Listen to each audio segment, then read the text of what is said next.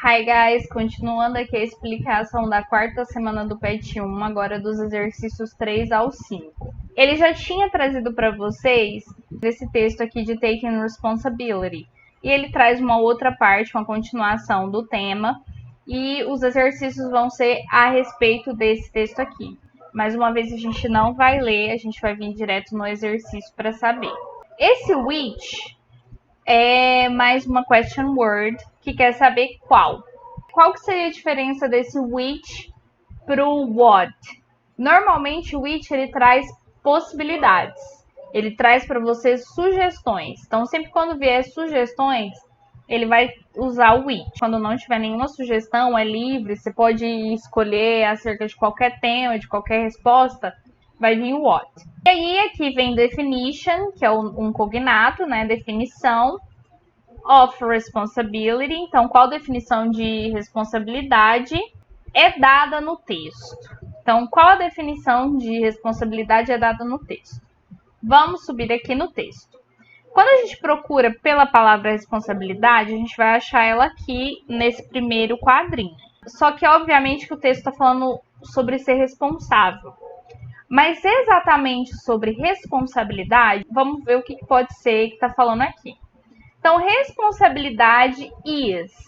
Lembra que o is é o verbo to be e o verbo to be representa ser ou estar. Ele representa algo, algum fato, no caso. Então, responsabilidade é, mas aí vem uma negação. Então, responsabilidade não é.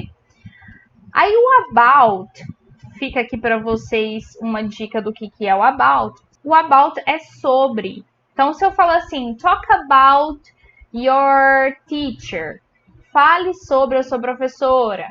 Talk about your work. Fale sobre o seu trabalho. Uma série que você gosta. Talk about your favorite TV series. Ou seja, nessa primeira parte ele está falando o que responsabilidade não é. E logo em seguida ele está falando sobre o que é a responsabilidade. Esse it aqui, ele está referenciando a responsabilidade trazida na primeira frase. Então, nada mais é do que vocês terem que copiar esse primeiro quadrinho, basicamente, para colocar o que é a definição de responsabilidade dada no texto. Responsabilidade não é sobre culpar os outros, nem sobre culpar nós mesmos. É sobre reivindicar o poder que nós temos de escolher. Mais importante, de escolher as nossas atitudes. A tradução que eu fiz aqui é simplesmente por curiosidade do que pode ser o texto, tá? Depois, número 4. Observe a seguinte situação. Aí vem uma situação aí que é de um banco, você está numa fila de um banco, você ficou horas esperando, na hora que chegou a sua vez, o funcionário precisou sair para o almoço. Essa primeira pergunta é pessoal, né? Quais seriam as reações mais comuns diante de uma situação? E a sua reação, como seria? Se você olha num contexto geral, o que você acha que as pessoas fariam? E você reagiria exatamente assim? Não vale falar que não reagiria, porque muito provavelmente a gente reagiria. Depois, ele vem falando aqui o seguinte: qual sentença do texto você pode usar para justificar uma atitude reflexiva diante de situações adversas e até mesmo injustas como essa?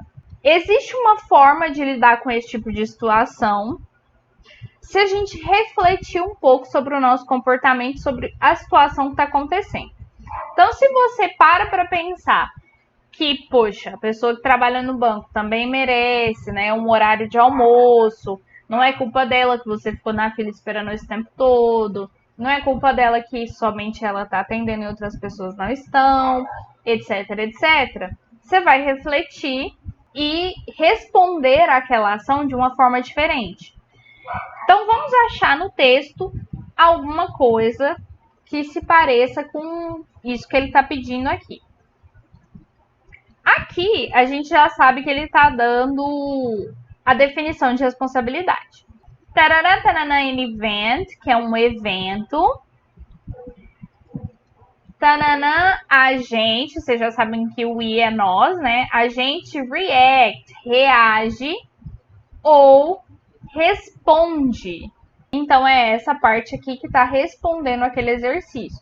Mais uma vez, só transcrever. Vamos ver o que ele está falando. Entre algo que aconteça com a gente e a forma com que a gente reaja ou responda é um espaço. E esse espaço é a nossa liberdade de escolher.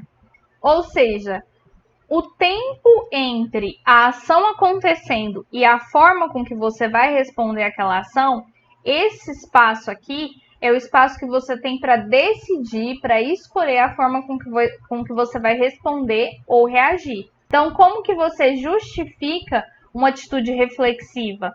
O que você usou nesse espaço de tempo entre a ação acontecendo e a sua reação? O que você usou nesse espaço de tempo para ter uma atitude reflexiva, para não ser uma atitude agressiva, sem necessidade, desrespeitosa, né? Número 5. Acerca de atitudes que comumente adotamos no modo automático, fala-se sobre um espaço específico que pode nos ajudar a fugir dessas respostas automáticas. Que espaço é esse? Explique. Acabei de explicar para vocês que existe esse espaço entre algo que acontece e a sua reação, né? Então, esse seria o espaço para a gente sair do modo automático. A pergunta aqui, ela tá em português, mas existe algo bem claro que ela quer saber, que é o espaço. Se a gente procurar no texto alguma palavra que seja parecida com espaço, a gente vai encontrar space. Então, ela está falando que entre o evento, não sei o que, tem o espaço. E esse espaço, mais uma vez, vem o verbo to be aqui, e o verbo to be vai definir o que é aquilo, né? Porque o verbo to be é ser ou estar.